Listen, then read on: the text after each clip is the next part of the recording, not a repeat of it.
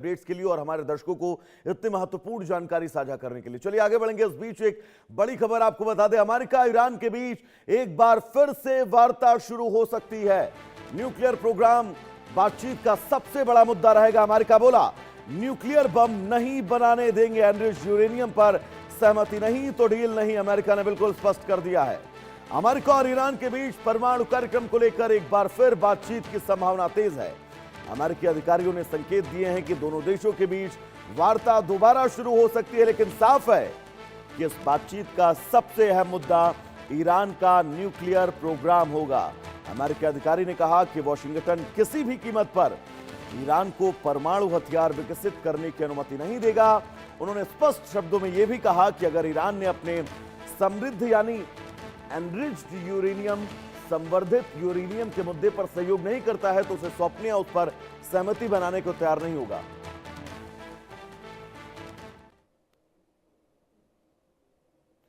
हमारे साथ प्रोफेसर किरोड़ी सिंह जुड़े हुए हैं तमाम जरूरी अपडेट्स के साथ। सर बहुत स्वागत है सबसे पहले आपका इंडिया न्यूज पर। थैंक यू वैभव। किरोड़ी साहब, हम लोग बातचीत भी इस विषय पर कर रहे थे कि अमेरिका परमाणु समझौते के अलावा इस बातचीत को फिलहाल नहीं बंद करने वाला है। एक बार फिर से वही बड़ी खबर कि अगर एनरिच्ड यूरेनियम, संवर्धित यूरेनियम के कार्यक्रम को ईरान ने नहीं रोका तो बातचीत आगे नहीं करेगा।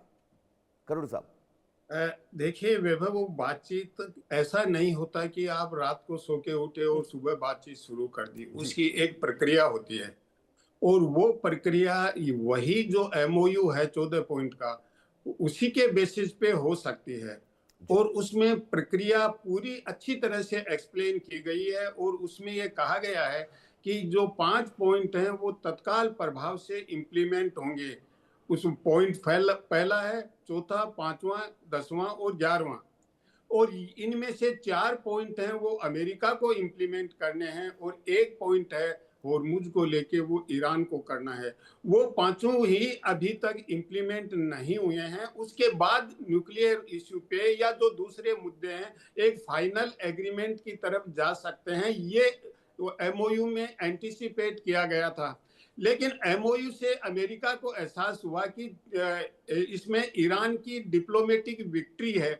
और विक्ट्री नहीं, उन्होंने जो खुमैनी का जनाजा था या उसका जो फ्यूनरल था उसको भी एक डिप्लोमेटिक और पॉलिटिकल एडवांटेज के लिए जिस तरीके से यूज किया है वो अमेरिका के लिए बड़ा बौखलाहट की स्थिति हो गई। उसमें सऊदी अरब बिना इनवाइट किए आया और जो अलग अलग देशों के डेलीगेशन गए और जो कुरान की आयतें पढ़ी वो उस देश के ईरान के साथ व्यवहार को स्पष्ट कर रही थी। तो ऐसी स्थिति में ऐसा नहीं होगा कि एकदम से आपने न्यूक्लियर इश्यू पे बातचीत कर ली और बाकी जो एमओयू है उसको पीछे धकेल दिया।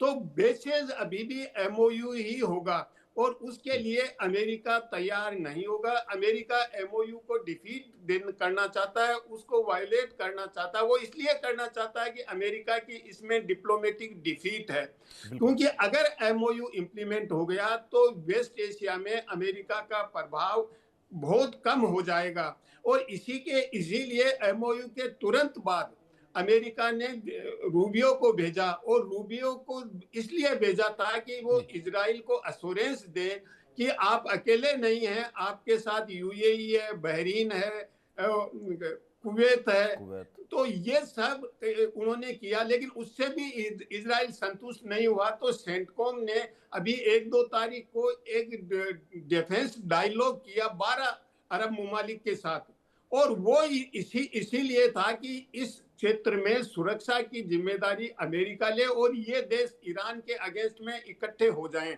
लेकिन सभी 12 देश इसके लिए तैयार नहीं हुए और इसीलिए जब फ्यूनरल चल रहा था उसी के दौरान अमेरिका ने स्ट्राइक किया। और पहले के अमेरिका के स्ट्राइक और अब के स्ट्राइक में बड़ा डिफरेंस है वैभव, क्योंकि पहले के स्ट्राइक थे उसमें चाइनीज, इंडियन और रशियन इंटरेस्ट को बहुत ज्यादा हिट नहीं किया था, लेकिन अब की बार स्ट्राइक किया बुशेर में किया, जहां रशिया की पार्टनरशिप है। बुशेर जो न्यूक्लियर प्लांट है, जो रेलवे के ब्रिज वगैरह उड़ाए हैं वो चाइना ईरान का प्रोजेक्ट है। सेंट्रल एशिया होते हुए वो आगे बहुत तेजी से आगे बढ़ रहा है, चाइना को लैंड रूट से कनेक्ट करने का है। और चाबहार को किया वहां इंडियन इंटरेस्ट है। तो ये जो अमेरिका की डिप्लोमेसी या जो एक्शन में अमेरिका में ये शिफ्ट है, ये बड़ा डेंजरस ट्रेंड की तरफ जा रहा है। क्योंकि अभी नेटो की मीटिंग हुई टर्की में, तो नेटो के देशों ने, वहां के सेक्रेटरी जनरल ने ये तो कह दिया कि अमेरिका के लिए ये स्ट्राइक करना नेसेसरी था, लेकिन अमेरिका के सपोर्ट के लिए आने को तैयार नहीं है। और इसीलिए ट्रंप ने स्पेन को धमकी दी, इटली को धमकी दी है। तो इस तरह की जो भाषा है अमेरिका की, और विशेष रूप से ट्रंप की वो कूटनीतिक प्रोटोकॉल होता है, उसको पूरी तरह से वायलेट करते हैं। दूसरी तरफ ईरान की भाषा आप देखेंगे, ईरान के लीडर्स की, देखिए पब्लिक तो ये कहती है डेथ टू ट्रंप और डेथ टू नेतन्याहू, ये सब होता है, लेकिन जो पॉलिटिकल लीडरशिप है या मिलिट्री लीडरशिप है, वो लैंग्वेज के मामले में बड़ा रेस्ट्रेन बरत रही है। ट्रंप साहब बिल्कुल रेस्ट्रेन नहीं है, वो एक गाली गलौच वाली जो लैंग्वेज है उस पे आ गए हैं। तो ये अमेरिका का प्रतिष्ठा पे बड़ा धक्का लग रहा है और अमेरिका की विश्वसनीयता पे भी धक्का लग रहा है। साहब एक चीज और मैं थोड़ा सा ऐड करना चाहूंगा इस पूरी सवालों में, कि क्या आपको लग रहा है अमेरिका ने इस युद्ध के बीच में हाथ डालकर गलती की होगी? डोनाल्ड ट्रंप को पछतावा थोड़ा बहुत होता होगा? वैभव 100% पछतावा हो रहा है, क्योंकि ये युद्ध में ईरान के अगेंस्ट में इन्वॉल्व होने का ओबामा के सामने भी आया था, बाइडेन के सामने भी प्रस्ताव आया था, और दोनों ने रिजेक्ट कर दिया था। क्योंकि अमेरिका के जो सिक्योरिटी एस्टेब्लिशमेंट है उसका ये था कि ईरान में उलझ गए तो निकलना मुश्किल हो जाएगा। और यही नहीं, अमेरिकन स्कॉलर जो कपलान है, उन्होंने एक किताब लिखी थी 15-16 साल पहले, द रेवेंज ऑफ जियोग्राफी। वो उसमें ईरान को लेके वार्न किया था कि ईरान की ज्योग्राफी है वो बदला लेती है, अगर उलझ गए तो अमेरिका निकल नहीं पाएगा। लेकिन अब की बार नेतन्याहू ने जिस तरीके से ट्रंप को ट्रैप किया और उस ट्रैप से निकलने की कोशिश की, उतने वो ज्यादा फंसते जा रहे हैं। और इसीलिए जो फाइनल जो एमओयू हुआ उसमें भी अमेरिका की डिप्लोमेटिक डिफीट हो गई है। अब वो नया रास्ता ढूंढ रहे हैं, रास्ता ट्रंप साहब को मिल नहीं रहा है। किरोड़ी साहब, एक बयान डोनाल्ड ट्रंप का आज सुबह ही मैंने ब्रेकिंग के जरिए दर्शकों तक पहुंचाया कि डोनाल्ड ट्रंप ने अपनी सेना को फ्री हैंड दे दिए हैं कि अगर उनकी हत्या होती है तो वो ईरान को तबाह और बर्बाद कर दे।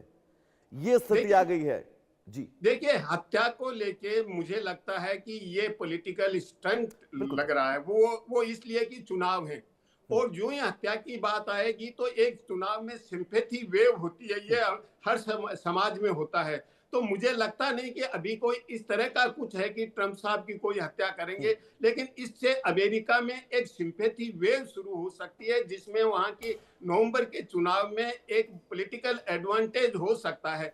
ऐसा अभी कुछ नहीं है कि कोई हत्या होंगे, ऐसी कोई संभावना नहीं है, और इतनी सिक्योरिटी अरेंजमेंट इतना कमजोर नहीं है, इतना किरोड़ी साहब, इन 3-4 महीनों का घटनाक्रम देखे तो डोनाल्ड ट्रंप के बयान को मुझे लग रहा है वहां की जनता भी अब बहुत सीरियस नहीं लेती होगी। फिलहाल किरोड़ी साहब, आपका बहुत बहुत शुक्रिया हमसे जुड़ने के लिए, हमारे दर्शकों तक इतनी महत्वपूर्ण जानकारी